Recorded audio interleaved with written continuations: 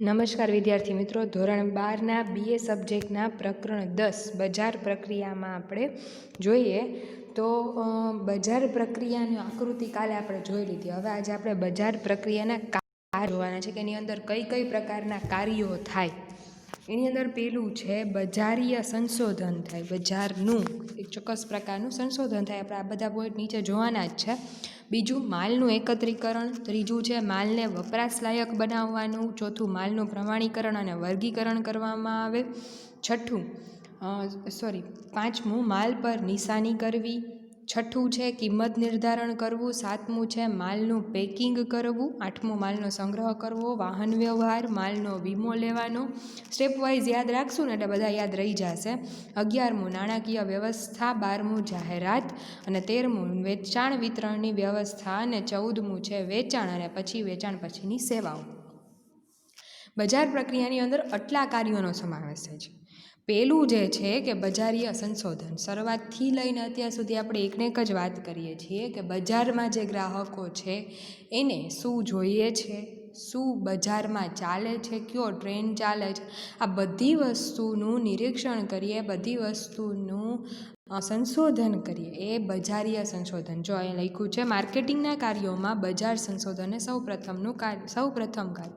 સરળ રીતે કહી શકાય કે આ પ્રક્રિયામાં ગ્રાહકો વિશે માહિતી મેળવવામાં આવે, તેમની પસંદગી, અભિરુચિ વગેરે વિશે માહિતી મેળવવામાં આવે છે.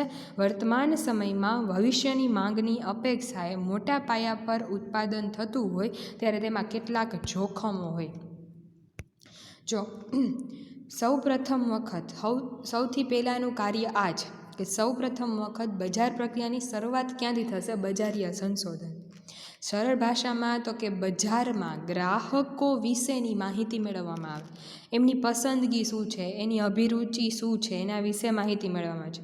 વર્તમાન સમયમાં ભવિષ્યની માંગની અપેક્ષાએ મોટા પાયા પર ઉત્પાદન થતું હોય ત્યારે તેમાં ઘણા બધા જોખમો હોય. જ્યારે ભવિષ્યમાં કઈ વસ્તુની માંગ રહેશે એ આજે હું અનુમાન કરી અને એ વસ્તુનું ઉત્પાદન અત્યારે કરું છું તો એના માટે જોખમ રહેવાનું કે ભવિષ્યમાં જો આમાં કાંઈ પણ માંગ ઘટી કે પછી કોઈ પણ બીજા ઇસ્યુને કારણે જો મારો માલ નહીં વેચાય તો બરાબર, તો એ ચોક્કસ પ્રકારનું એમાં કેટલાક જોખમો રહેલા છે, જેમ કે વેચાણ થશે કે નહીં, ગ્રાહકોને માલ પસંદ પડશે કે નહીં વગેરે જોખમોને દૂર કરવા અંગે ગ્રાહકો અંગે જાણકારી મેળવવી જરૂરી છે. અત્યારે હું કોઈ પણ માલનું ઉત્પાદન કરી નાખું, બજારમાં શું ચાલે છે ને ભવિષ્યમાં શું આવવાનું છે ટ્રેન્ડમાં, એ વિચાર્યા વગર આજે મોટા પાયા પર કોઈ પણ વસ્તુનું ઉત્પાદન મેં કરી દીધું, બરાબર.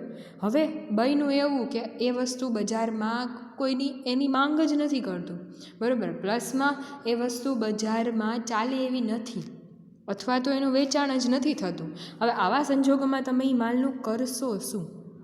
એટલે આના માટે શું જરૂરી છે? જ્યારે તમે આવી રીતે મોટા પાયા પર ઉત્પાદન કરવા જાઓ છો તો મોટા પાયા પર ઉત્પાદન કરવા માટે તમારે પહેલાં બજારમાં શેનો ટ્રેન્ડ આવવાનો છે ને અત્યારે શેનો ટ્રેન્ડ છે એ બે વસ્તુનું અનુમાન, બે વસ્તુનું સંશોધન કરીને આગળ હાલવું પડે.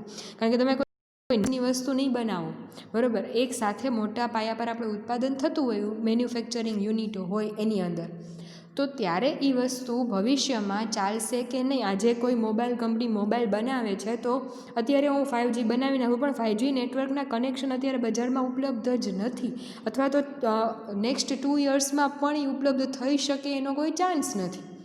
આ પરિસ્થિતિમાં અત્યારે હું 5G મોબાઈલ ઉત્પન્ન કરીને એનો ફાયદો શું? કશો નહીં, પડ્યા રહેશે. એટલે ભવિષ્યમાં બજારમાં કઈ વસ્તુ આવવાની છે, ગ્રાહકોની માંગ શું છે, આ બધી વસ્તુનું સંશોધન થઈ અને એના પરથી કોઈ પણ વસ્તુનો નિર્ણય લેવામાં આવે. તેના આધારે ભાવિ અનુમાન કરી શકાય છે, તેમની માંગ, કિંમત, હરીફાઈ વગેરે અંગે માહિતી મળે છે. બીજી વસ્તુ કે ભવિષ્યમાં એની માંગ કેટલી હશે એક આપણે એ જાણી શકીએ, બરાબર, કે જેવો માણસનું વિચાર અત્યારે કેવા છે, એમ કઈ વસ્તુની માંગ માણસ અત્યારે આપણે વિચારીએ તો માણસ અત્યારે બહાર કરતાં ઇમ્યુનિટી વધે એવી વસ્તુ તો અત્યારે ઘણી બધી કંપનીઓ જે ફૂડ પ્રોડક્ટ બનાવે છે એ લોકો એવું આપશે કે ભાઈ ચલો અમૂલ છે તો અમૂલ લોકો અત્યારે હળદર વાળું દૂધ. તો એ શું થયું કે અત્યારે હળદર મારે ખાવી છે, તો એ હળદર નહીં દૂધ, એ જે ઇલાયચીવાળું ને બધું દૂધ આવતું એની બદલે એની સાથે સાથે એને હળદરવાળું દૂધ આપી દીધું.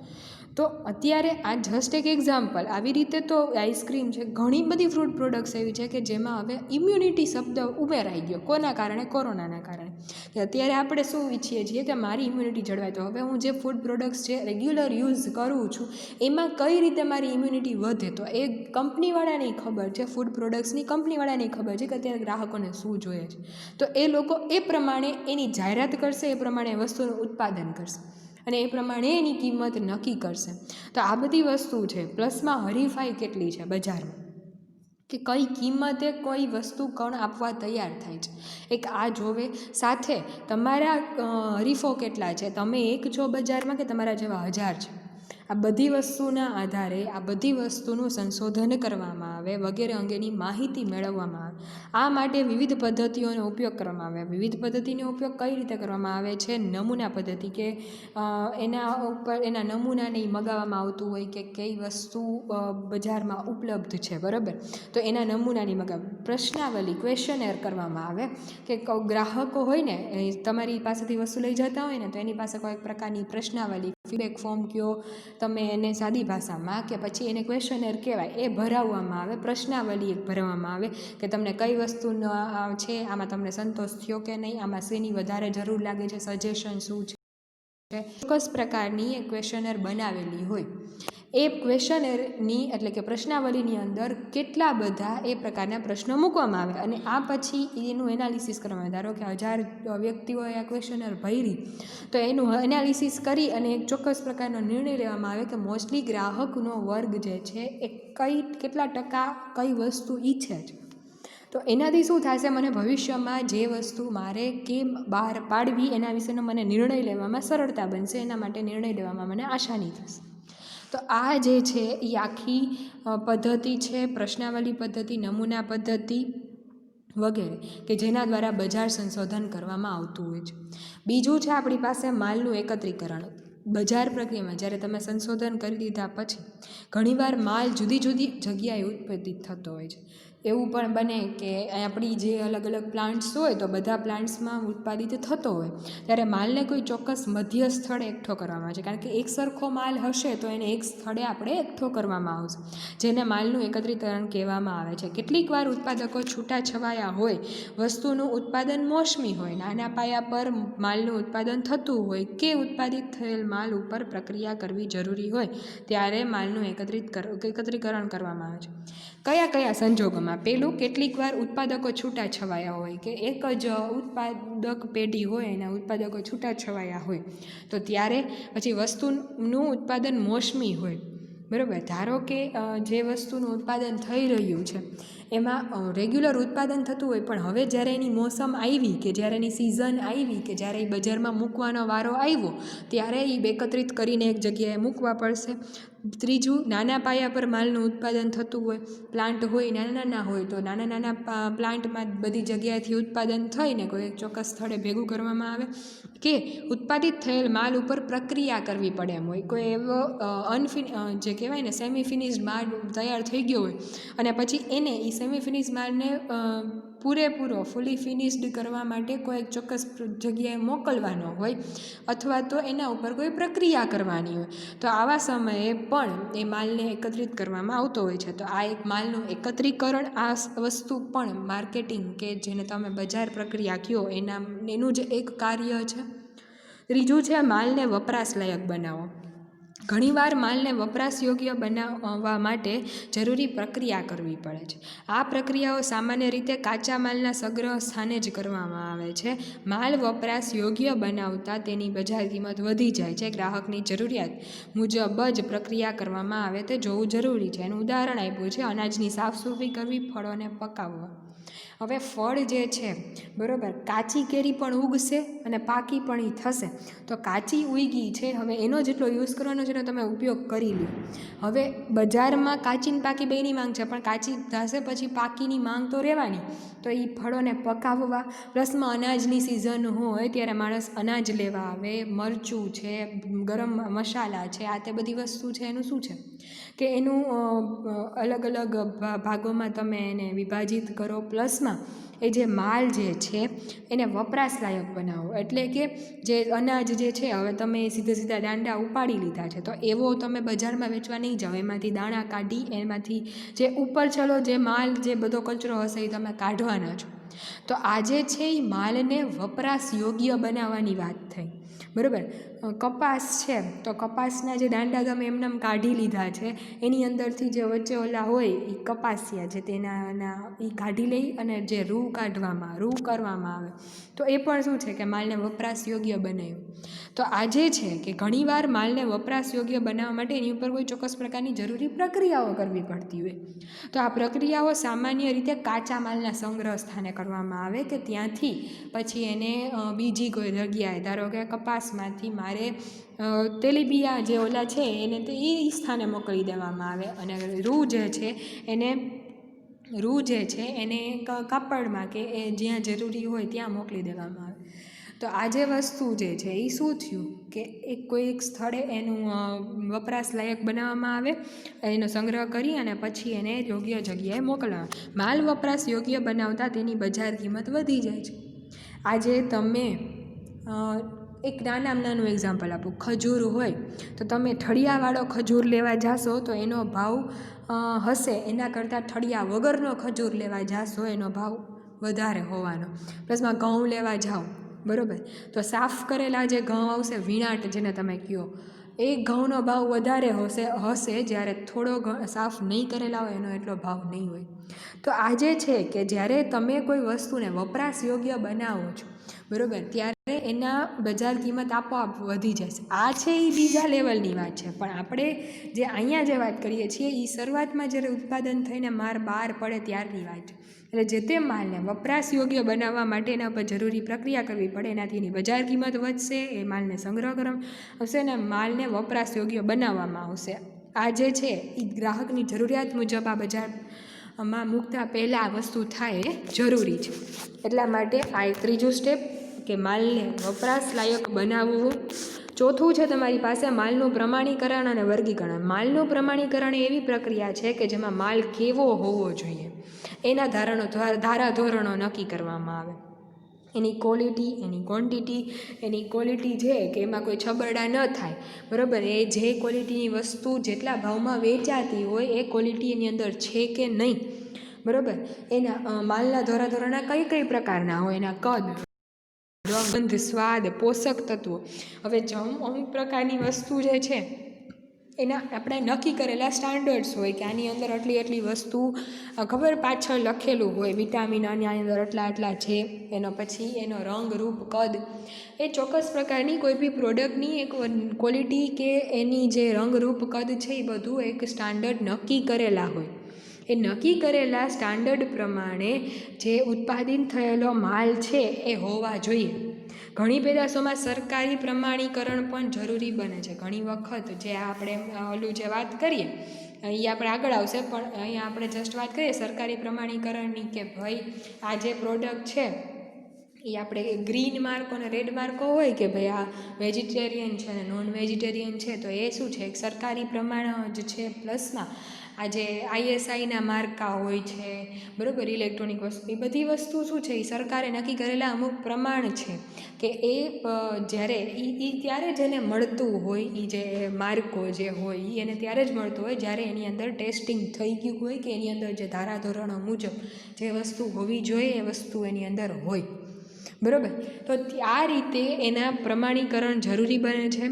વર્ગીકરણનું કાર્ય પ્રમાણીકરણની સાથે કરવામાં આવે છે. વર્ગીકરણમાં જુદી ગુણવત્તાવાળો માલ અલગ વર્ગીકૃત કરવામાં આવે, બરાબર. આપણે ઘઉં લેવા જાય તો ત્યાં આ જસ્ટ એક્ઝામ્પલ આપું છું, ઘઉં લેવા જાય, મરચું લેવા જાય, તમે જ્યારે ક્યારેય મરચું લેવા ગયા હોય, ન ખબર હોય પણ તમને કહું કે એમાં કેટલા પ્રકારના મરચાં આવતા હોય, કાશ્મીરી મરચું, કેટલા બધા પ્રકારના મરચાં આવતા હોય. તો હવે એની અંદરથી તમારે કયું પસંદ કરવું છે.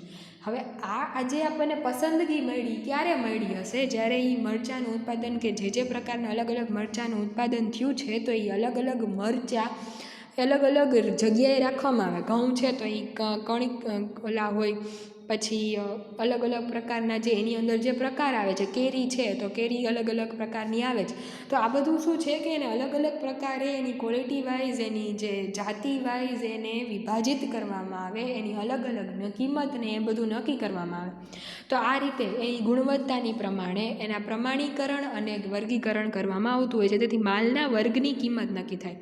આજે તમે કેસર કેરી લેવા જાઓ, હાફૂસ કેરી લેવા જાઓ, લંગડો આવે, તોતા આવે, તો આ બધી જે કેરી છે એનું જાતિ પ્રમાણે એનું જે વર્ગીકરણ કરવામાં આવ્યું એ પ્રમાણે એના ભાવ નક્કી કરવામાં આવે અને ગ્રાહકો પાસેથી યોગ્ય કિંમત વસૂલી શકાય છે. માલના વર્ગીકરણ અને પ્રમાણીકરણના કાર્યને કારણે ગ્રાહકોનો પેદાશની ગુણવત્તા ઉપર વિશ્વાસ વધે છે.